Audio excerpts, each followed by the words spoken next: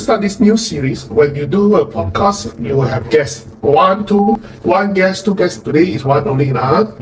With me is actually Derrick Seng, right? And we are going to talk about policies. I always say politics is about policies. It's not about politicking, right? And we are going to talk about something very close to my heart because I'm coming to retirement, right? But first of all, let's introduce our guest, Derrick Seng. For now, he's our organizing secretary of our People's Power Party.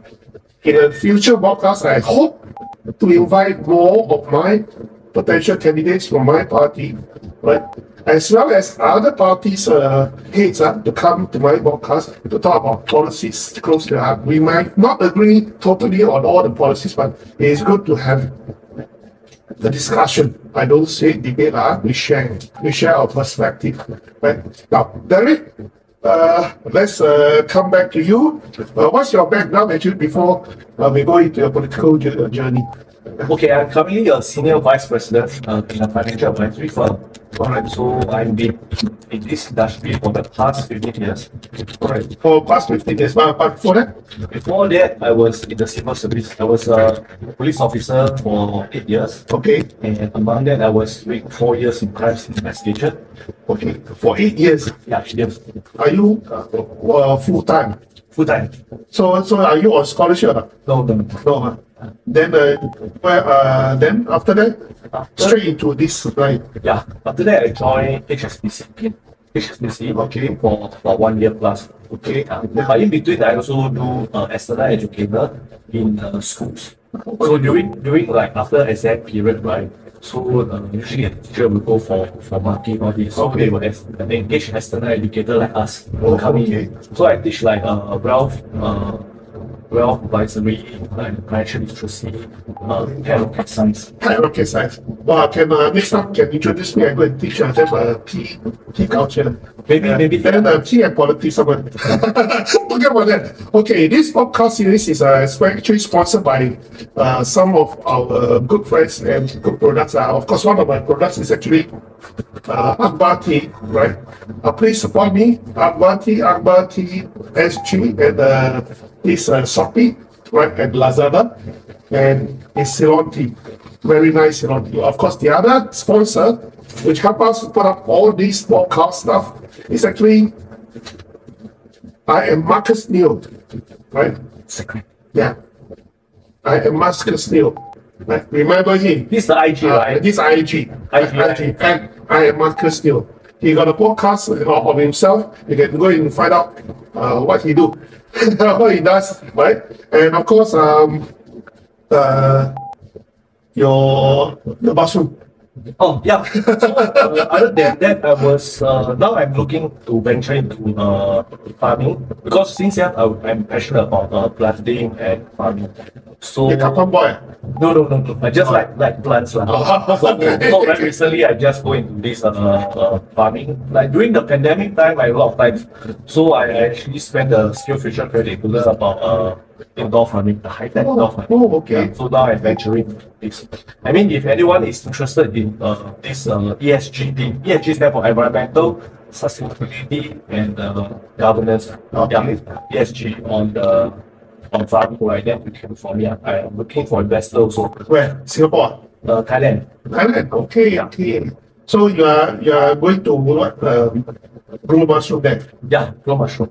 Very high-tech, don't be high-tech. High-tech. Yeah, high-tech one. Oh, okay. I'm also into farming actually. We are farming the political points. Okay. So okay, you are actually in the police force, right? Then you go into what? Teach pet rocket science. Just educator. Yeah. Then you do financial advisory. Yes. What's your background actually? Your core study? Oh, actually, I graduated in biotech from Macquarie University, Sydney, Australia. Yeah. Okay. Wow, that's second time. Okay. So very good. So you have all this background. Why did you choose to go into financial advisory? I just have this passion especially because when I was young, right, my mom bought a policy. So from someone, okay, but at that time my mom told that person right there, this money is to save for university. Oh, okay. Yeah, but then when I was going for studies, I realized that it's not for saving the policy. It's actually a whole life plan, which is for protection purpose. So then I was like quite angry, like how come there's this issue that people actually like mis-selling, kind of like mis-selling lah. Yeah, so then I joined this career lah. After graduated, right? So I joined this career. Yeah. Okay. So you go for a police, full-time police force. Yeah, full time. But not the NS one. No. Then you go and study. Yeah. And then you come and do FA. Yeah. Totally nothing to do with your biotech. Yeah. Okay. Cross multidisciplinary. But I think that my career, the rich and diverse career, right, give me different perspective on certain things like like analytical skill and to look at things at different perspective. Okay. Yeah. So what makes you want to join politics actually? Yeah. How old are you now? I'm 44. 44. Okay. So what actually makes you want to go into politics? What is the trigger point? Everybody have a trigger point when it comes to whether it's opposition politics or PAP politics. Of course, the PAP politics always money, ministerial pay. So, what actually triggers you? Actually, for decades, right, we know that in Singapore, the power has been left and changed by many years. Yeah. Okay. So, but this thing become more apparent during the crisis. So the most recent one is the pandemic. So you can see that usually with a change power, it leads to very dire consequences. Alright. I think during pandemic, a lot of people also talking about some policy, like those COVID management policy. Some are totally illogical. Yeah, so there's a lot of frustration, and then there's also those policy that actually coerce people. I use the word coerce, like kind of like tell people that you have to go for a jab or then come to police. So you can see the serious consequences when no one actually speaks up. Yeah. Alright. So you now know why he joined me, right? Okay, before that, any political experience? You joined the grassroots, you joined any political party? Okay, before I joined you, I joined PSP for a short period. Then basically just as volunteer to walk about this focus center. Oh, in West Coast? West Coast, yeah. Where do you stay? Tampines. That's right, Tampines. Tampines, I remember, because Seng is coming into Tampines and he'll stay in Tampines, of course. He will come to Tampines, right, to join a party that is going to contest Tampines, right? So, okay, so what are your profession is FA, of course, just how you were talking about your mom, right, Miss Sally, and why do you think it's necessary to be a professional FA to do all this? Right? Is there a reason that you see some policy gaps? Okay, CPF is very good, right? My passion is on wealth planning, Wealth planning. wealth advisory.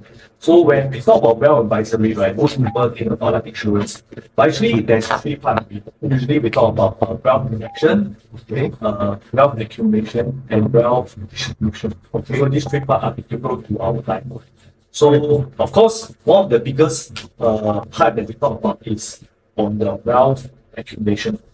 Okay. Yeah. So in Singapore, I'm always doing like retirement planning, wealth advisory, right? So of course, I do see there's some good points about CPF. CPF is a very good public scheme, for my opinion. Yeah. But of course, there's some gap that I see from a bigger perspective. That what are the gap that is giving that causing some issue? Well, maybe you share with us your perspective of CPF. CPF is PAP's. One of the PAP's three pillars. I say three pillars of PAP's political capital. One is HDB, one is CPF, the other one is actually industrialization economics. Right? So maybe you should touch on the key CPF. What is the short form? Okay, so if you realize, right, CPF scheme is a fully 100% contributory scheme. Okay, which means that if you work, right, then you have CPF. If you don't work, then you don't have. Okay, but that leaves out some group of people in the society. For example, homemaker. Okay. So they are not working, but they actually play a important role in the family. Then the second thing is like people who are actually mentally incapacitated or mentally challenged. So they can't work. Then the other one is a disabled. Disabled people, but their income is not very high. And then some people, because during the 80s, right, there's this two policy. Yeah. So 70s. 70s. So, 80s, they actually take it off. Okay, so what happened is that we see family becoming very small. So some of them I see is that they are forced out of work because they have to take care of the elderly. Yeah. So during their years, caretaker. So they can work, but they cannot work because they have to take care because family is small. So then actually for a few years their earnings are actually don't have. So they don't contribute to CPF. So that actually makes there's some shortfall. Okay. Yeah. So this is gap number one. But how would you actually get number two? Okay, so if we talk about this contributory system, right? If you talk about developed countries like, for example, Japan and Australia, they have two schemes. So they have a contributory scheme. They also have a non-contributory scheme. Really? Japan also. Yeah. Okay. Yeah. So why is essential? Because there will be someone falling through the gap, and with this non-contributory scheme, right, they actually have a safety net for everyone. Wow, fancy. Populist. The people will come and talk about the populist. Yeah, we can say it's populist, but I think all we have to recognize there is this issue in the society, and how are we going to solve it? So this, if we have a extra safety net, it will help everyone to retire better. Alright.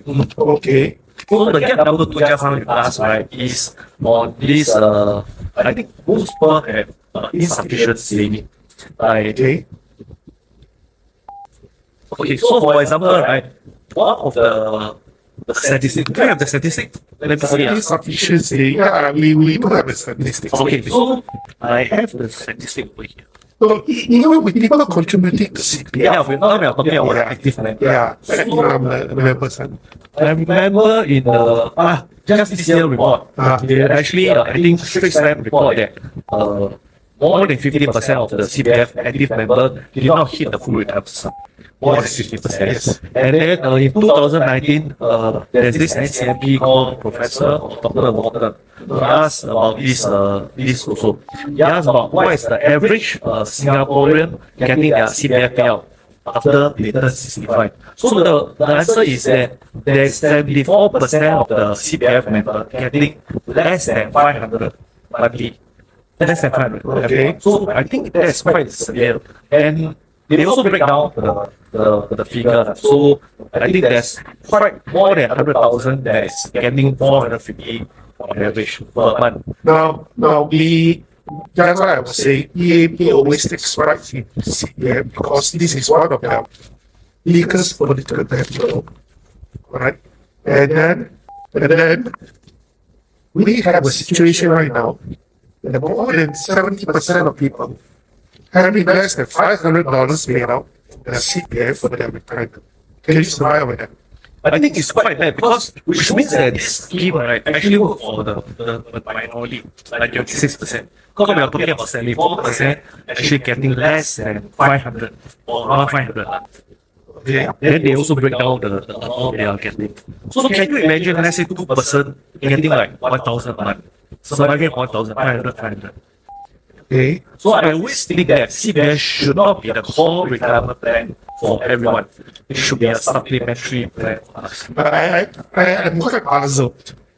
In the past, before 1985, the contribution rate for CPF was 25%, 25%. Means employer, all pay 25%. It's 50%. And we still ended up with so many people from that era without sufficient retirement.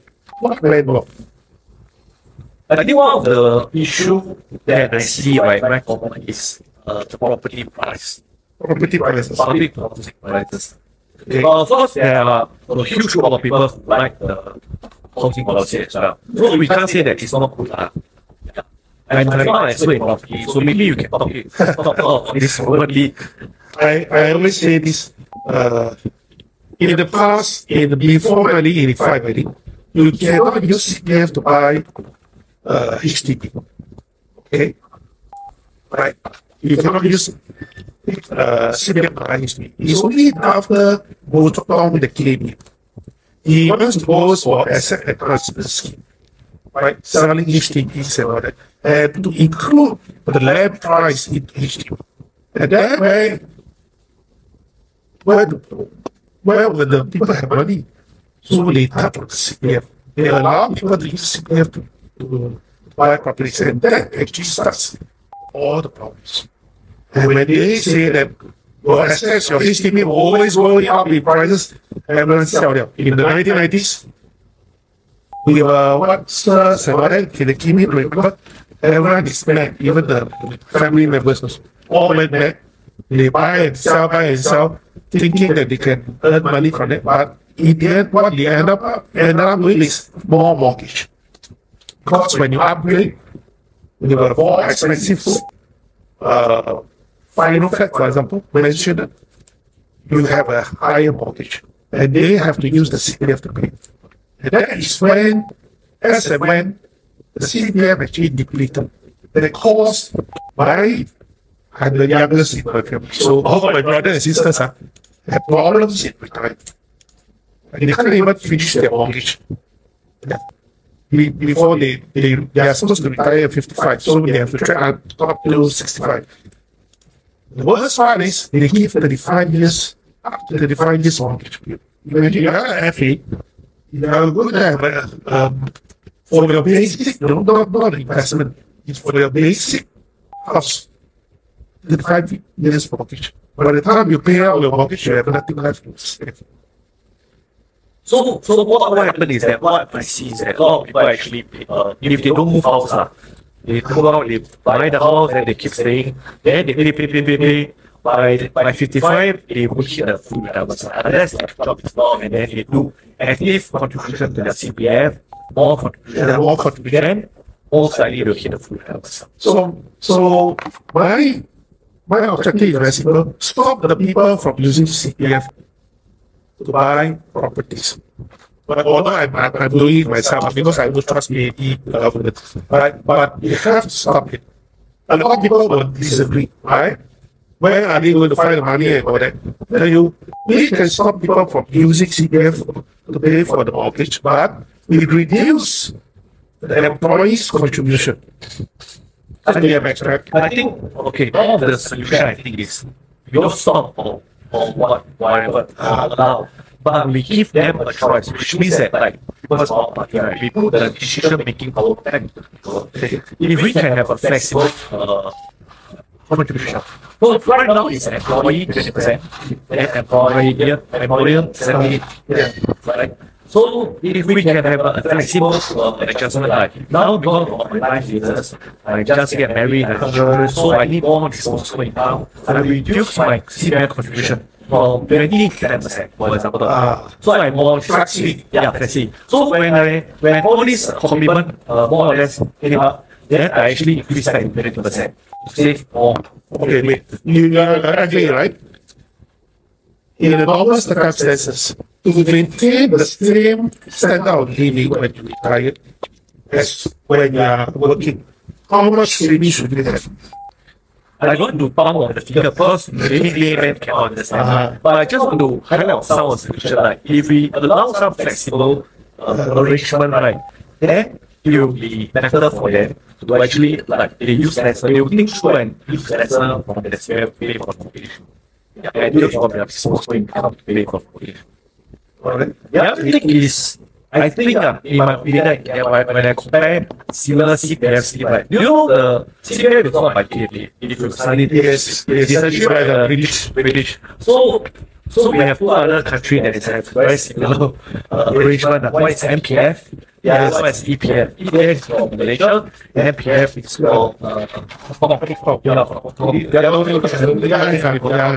Okay, so when I compare, right, actually our OA is really low, really low at 2.5%. Okay. If you go through the history of our CPF in Singapore, we used to have All the time we publish again. 6%. So what is the interest rate in Malaysia? Average is around 5.5. 5.5. And NPF, NPF is about 3.5. No, IPF, the government. Long-term is 3.5. Right? Rate of return. Yeah, I did my research. Oh, okay. Yeah. Okay, Hong Kong side is like that, but the government will not invest the FPF for you. So you have a choice to manage your own funds. Yeah, correct. Right, and the contribution is actually very low, about 5%. 5 or 10. 5 or 10. It depends.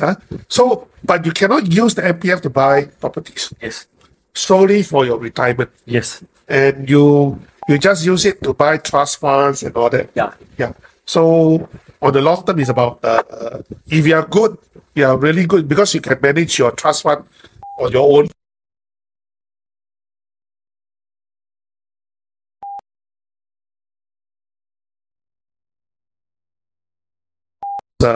Those are thick one, thick fund, the stable fund. Yeah. So I was thinking like one of the solution, right, is to raise the CPF interest rate. It's not populist. Actually, they know and they can raise. Remember the Roy Nung saga, right? Many years ago. Yeah. So Roy Nung did a lot of research on the CPF, and then they did some comparison. After that, I think CPF raised the interest rate to 3.5 for elderlies. Yeah. After 55, 1% by 1%. So they can do it. They can do it, but they can set up. Yeah, they can do it. 2.5, I think, is way too low. Yeah, way too low. Okay. Yeah. So one of the solutions to raise the interest rate, Okay. especially when you think about it is a long-term saving plan with very little liquidity and very little flexibility, right? And you're talking about 4%. 4% of assets, but assets is like totally illiquid. Totally illiquid, not for anything. Yeah. But always has some liquidity, some flexibility. The other thing is okay, there's some issue also on the withdrawal. If we can't hit the full withdrawal at 55, right? Now what happens is that the CPF member can withdraw off, you know how much? 50% of the No, 5,000. 5,000. Yeah. So, but you know that in the 80s, right? 1980s, right? When this minimum sum first came up, they CPF actually allow the CPF member to withdraw minimum 10,000. 10,000. Minimum 10,000 or 50%. Yeah. So far, through the years, actually reduce. And right now, what happened is that it's only 5,000. Yeah. Only 5,000. Yeah. So this portion right actually lock up a lot of money. So I think that they should actually go back at least 10 because our inflation, our cost of living, everything go up. So 5,000 right now. And if we are talking about minimum the retirement, full retirement sum, right? Taking into the inflation, every year the full retirement keep going up. Yes. Then the withdrawal 5K or whatever the 10K right should also go up. Every year should also right. Yeah. Logically speaking, it should be the sum policy. The 5,000 amount is like don't know how many years. Since I joined the industry, right, like 15 years, it has always been like 5,000. Okay. Yeah. Okay.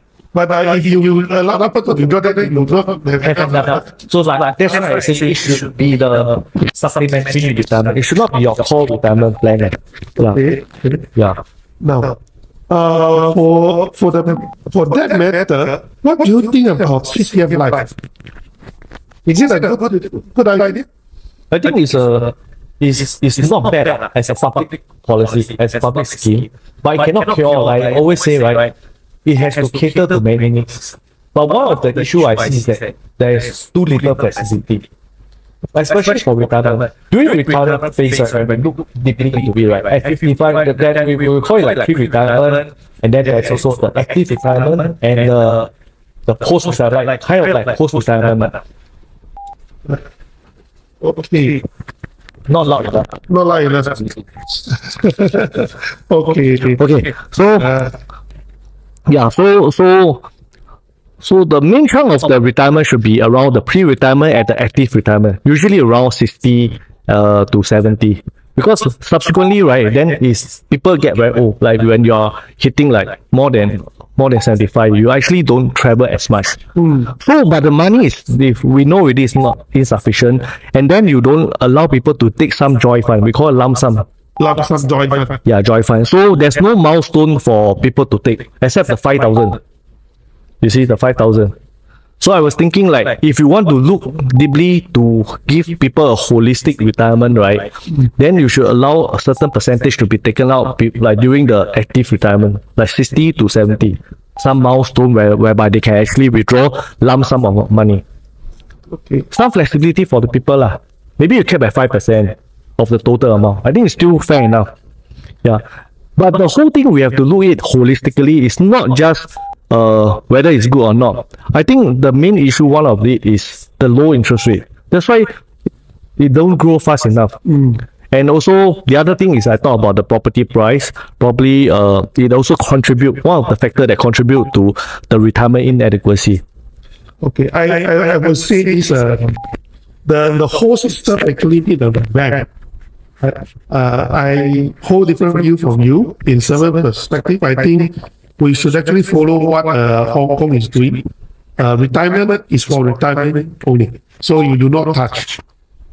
You can have, I think 10% is very low, right? If you have a contribution of about 25%, right, that should be enough if you don't touch it at all.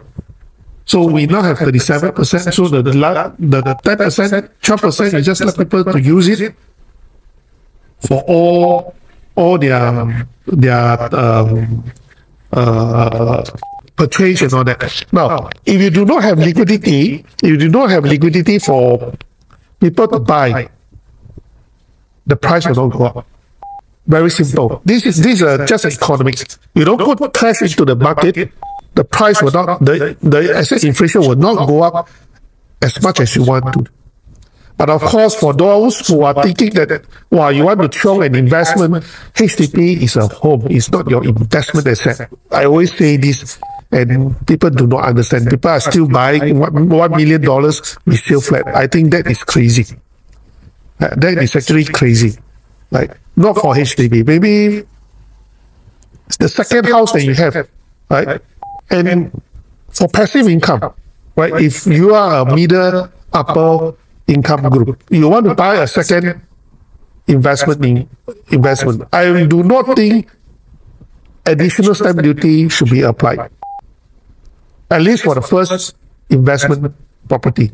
The second one, maybe you can apply, because if we are going to say CPF is not enough for your retirement and people have to plan for passive income, then allow them to buy a second property. Since populations keep growing like that, there will always a rental income. So why would you discourage the middle income people from investing in a second property for passive income? That is very important. Actually, a lot of people depend on the passive income for retirement, not their CPF. Yeah, right. Yeah, right. So recently there's an article, right? They talk about now a lot of retiree, what they do is that they rent out their HDB, then they go rent a place in JB, Johor, yeah. So that's how it is lah. But that's sad lah. This is our country and we have to go in JB and live and then rent our flat to foreigners to stay. That is not supposed to be the case. But I think that's a logical progression and logical way lah for most people. The quality of life over there is better ma. Correct. Okay, let's say I rent out maybe 3K for my house, right? Over there easily is 9K, more than 9K. Okay. Yeah, so the quality of life is much better ma. Okay. So what other plans do you have for retirement planning, financing policies that you want to add? Okay. I think first of all we have to adjust the mindset lah. CPF should not be the core. retirement scheme for yourself. Okay. Number one reason is because, right, I personally think, right, that there is always the risk of policy change.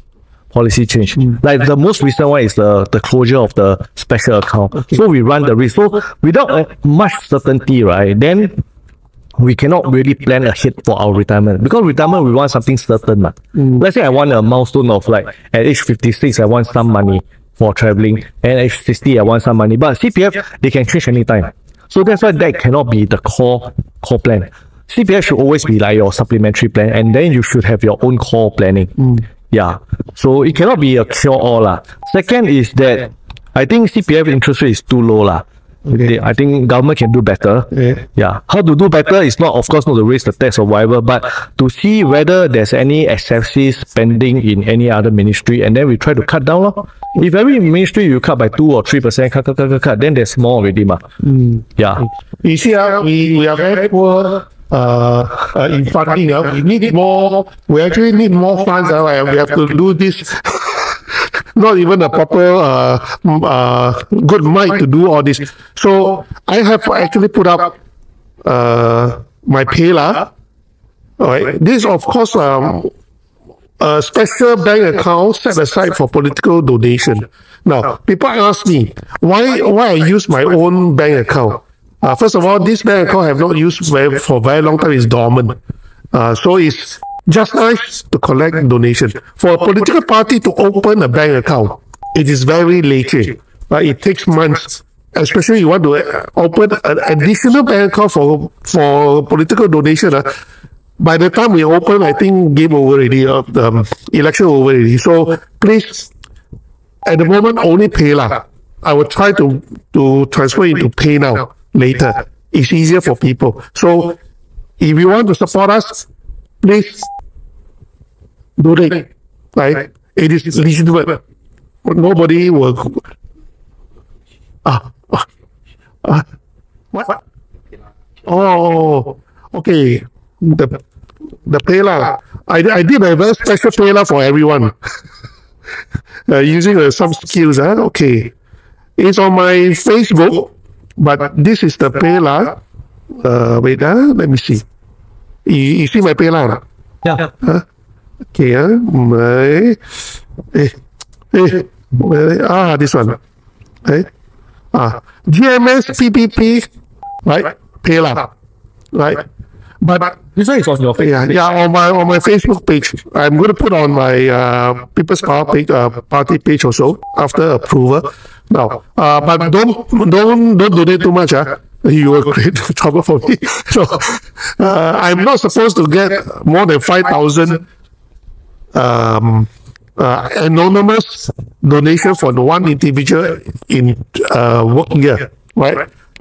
So if you want to donate more than that, 20,000 are welcome, but you have to give me your particulars. I have to report. This is all the obstacle that PAP have put on, the rules, right? We have to follow, right? Of course, you can buy my tea. I don't need to. You buy 5,000 worth of tea, never mind. Bosala one. But let me know what you want. Or the mushroom. Mushroom, Okay. So, there is one thing. Right. The second thing is we need volunteers. We really need volunteers in the coming election, right? We are doing all this because we want people to know us, what are policy ideas, to have a better idea who you will be voting for, especially for Tampines residents, right? He's a Tampines resident, right? Hopefully you can be a MP, right, in the coming election, right? I will be introducing many more candidates in the coming weeks. But we need the funding. Someone actually messaged me, how much do I need? My not as much as possible. No, I'm very realistic. For a campaign for 8%, right? Or even 15%, up to 15%. The total expenditure, not including those what do you call deposit, we will cost about $200,000. $200,000. About 15,000 to 20,000 per person. Right, that is how much it will cost. Right, but I'm not expecting the public to cover all these costs. I want my candidate to be responsible for their campaign also. Take ownership by paying money. Right, no matter how much, you must take ownership. Right, so I'm aiming for 30% to 40% of the cost to be defrayed by donations.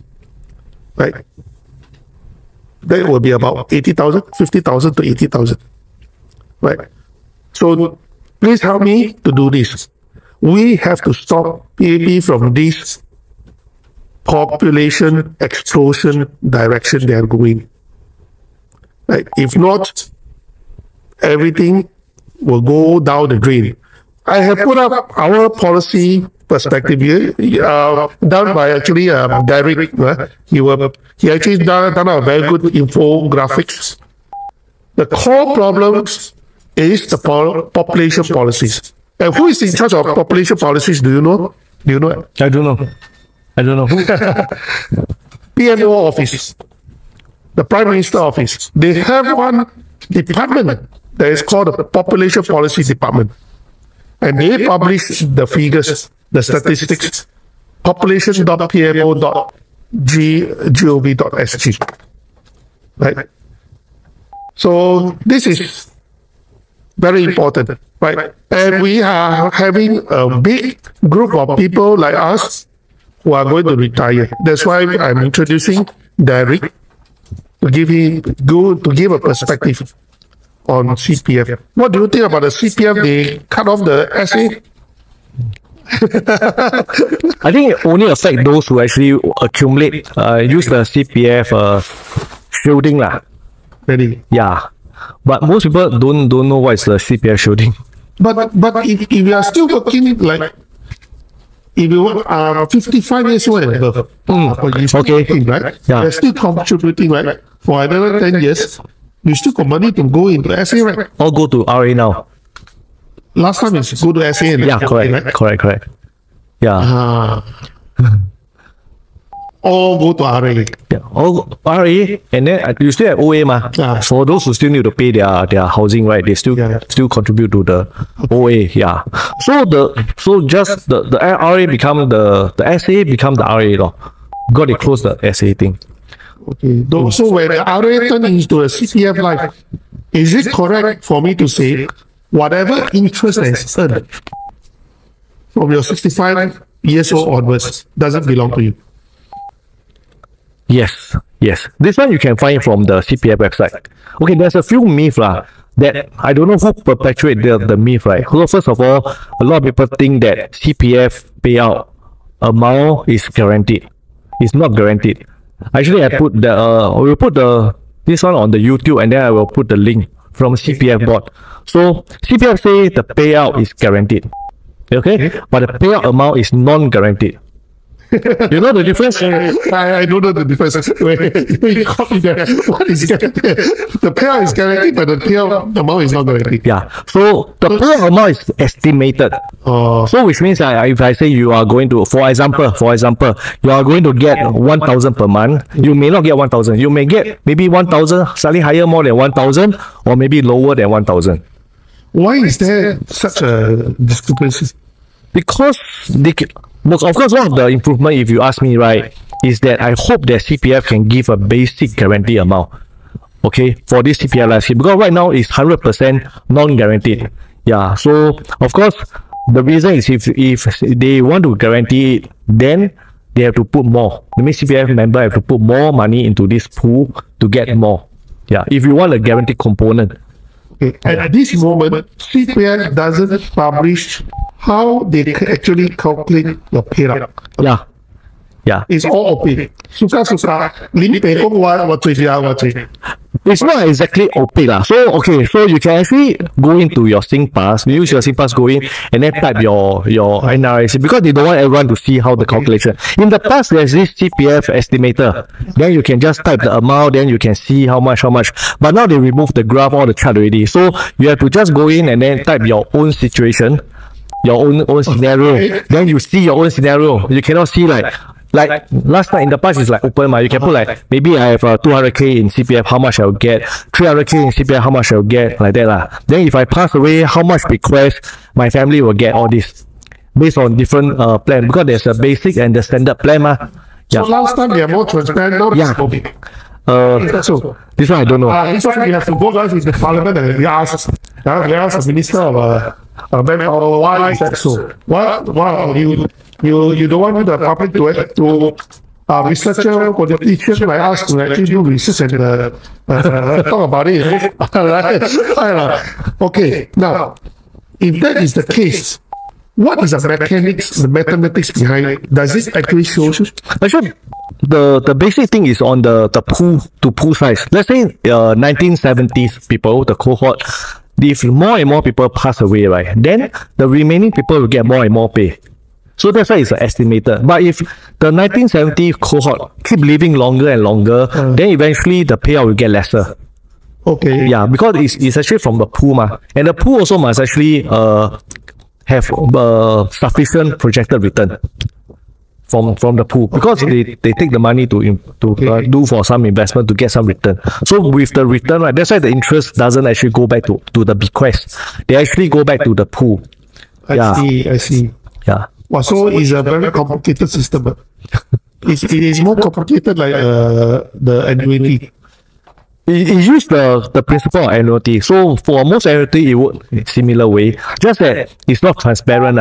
But most of annuity, okay, private annuity is a bit more transparent, as in they actually show the certain portion of guaranteed and non-guaranteed. And if let's say you pass away, at which age, how much you get. But over here is like you don't know ma. Okay. You don't know. Yeah, you have to do the estimator but even the estimator is just an estimated amount. Yeah. Okay. For private annuity, there's more or less is over there, the figure, because they give you the illustration ma.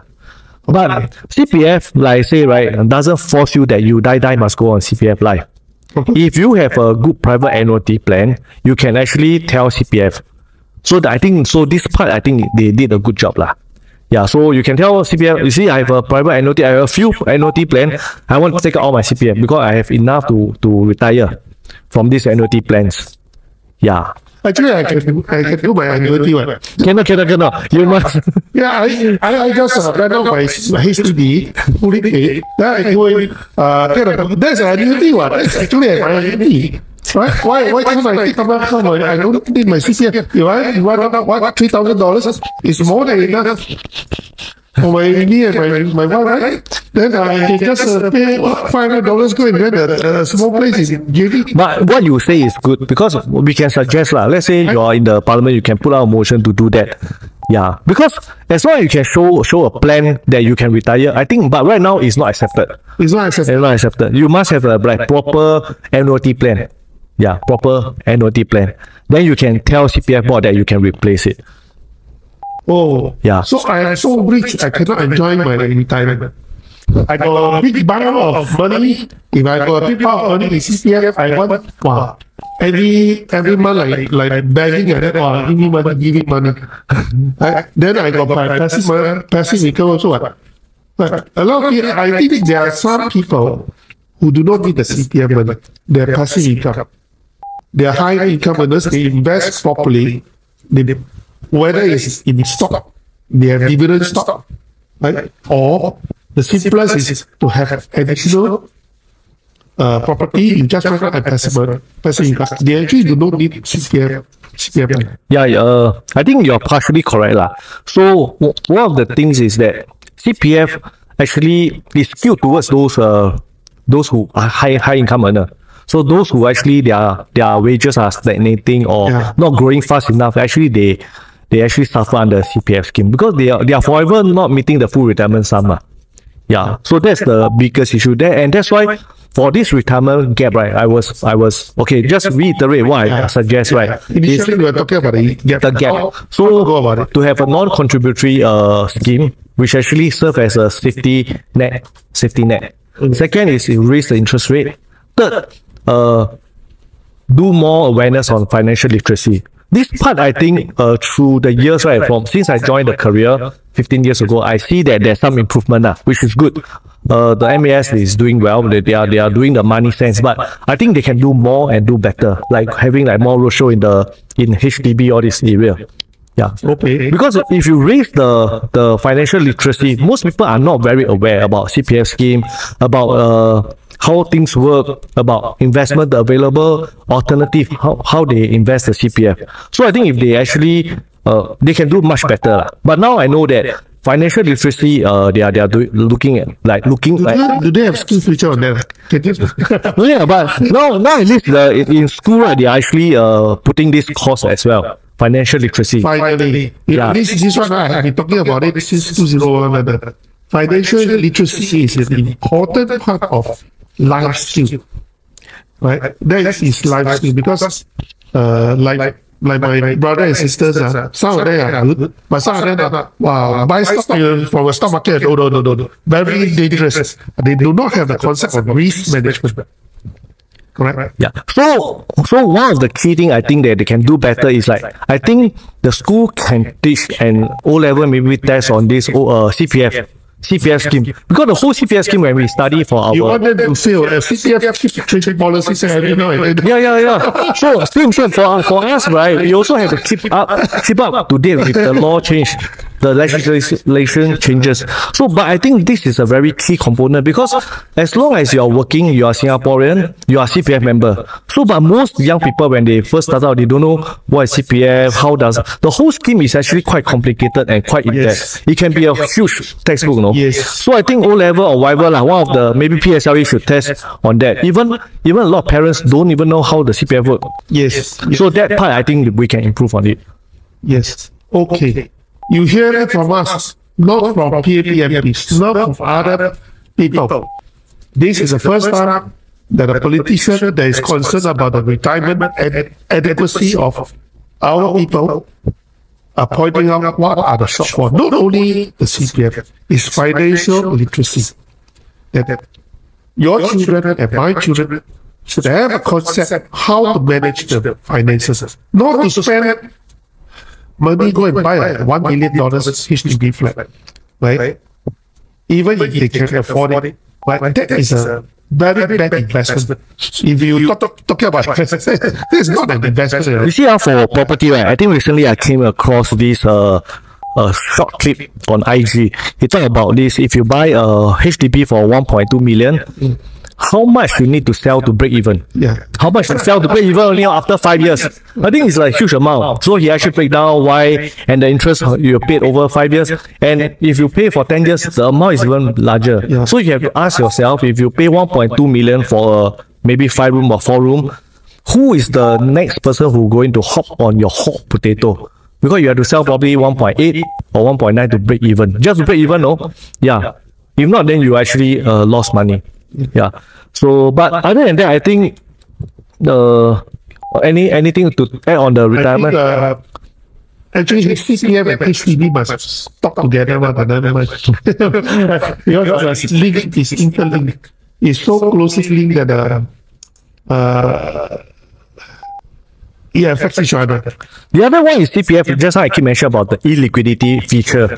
So no matter how illiquid, right, you can see that actually 70% people cannot retire well through the CPF. So that's why I say I think CPF should allow some flexibility, like giving some milestone and allowing people to draw during emergency, but cap at certain percentage. So about like increasing the flexibility will be good. Okay, talking about management, make it liquid and let people to manage their CPF money. I think they can do that, right? To buy stock and No. This one is buying trust fund or. right? But what I'm trying. Fees are very high. No. Actually, CPF fee, using CPF money to invest is very low. It's 0.4% only. Super low. There's no sales charge, nothing. Okay. Per year is only 0.4. So it's quite it's very good It's very low. Yeah, but what I'm trying to say is that because of a lot of people have anxiety. I think recently there's a report talking about job loss anxiety. Yeah. So I was thinking like, if the CPF can allow some flexibility, let's say allow people to draw maximum 10K to tie through certain job loss or this. So this kind of milestone or certain event that happen in life that will actually derail, because these are all our money, ma. No point you keep seeing so much, right? But then you can't actually touch on it. No, but what? Table turn. Oh, okay. Okay. Take the buy, okay. Well, we take the higher. Okay. Now, I think that will be more or less of what we have covered, and we hope that we want a more versatile system that everyone can retire, not only those who are working and contributing. We are those vulnerable groups. If you study, have you studied the Japanese system? Yes. But not in depth. But they do have a non-contributory system, but for certain class of people, like elderly or some they have some criteria. Okay. For a friend who lives in Japan, right? We were Japanese spouse told me, right? He said that when you work there, you pay about 12% to 14% of your pay, right, into their system. And when you are unemployed, you can actually cover unemployed benefits, right? That's number one. Number two, it will cover your part of your medical, right? And the best thing is it can cover your spouse retirement. So they actually encourage the spouse not to work in that sense, right? But not a lot, but they still cover it, right? So their system is versatile in that sense that everyone should not go hungry when you retire. Yeah, I think we should be in the position to have that system, right? Yeah, I think we should actually push for a more inclusive policy, and that's what we are talking about. But because right now the CPF have been like since 1955, right? But they still leaving this gap, this gap, like leaving people who are not contributing to CPF, leave them high and dry. Yeah. So we want a more inclusive policy. Yeah. Okay. Yeah. Okay. We have no fixed solution for this CPF retirement yet. We want to hear from you, right? How to solve the gap? This is the first time, right? Comment live chat. Or you just send us a private message what you think about it, because this is the first time that we are listening to a politician or not politician yet, political activist that is talking about inadequacy for those who are not contributing CPF. What will happen to them? And this is about time that we should actually look into it, right? Yeah. Okay. Thank you, Derrick, for your time. Right? Thank you. Right? Yeah. You will come out another time. Other issues. Right? So thank you for watching, and I hope that you like the show. Please donate. Right? PayLah. Right? PayLah. Okay? The other thing, I hope more young people join us, because we need a lot more volunteers. For tech, for whatever. If you know any skill, even no skill, just join us. Okay, last but not least, thank you. I am Marcus Yo, right? For this one, IG, right? For his contribution and his hard work to make this possible. And I will see you next time. Next series, I hope to get some person very interesting, right? Watch out. Thank you, Derrick. Thank you.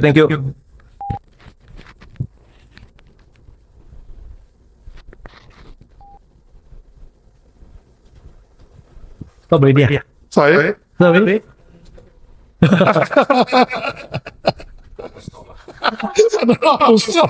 Hello. Okay.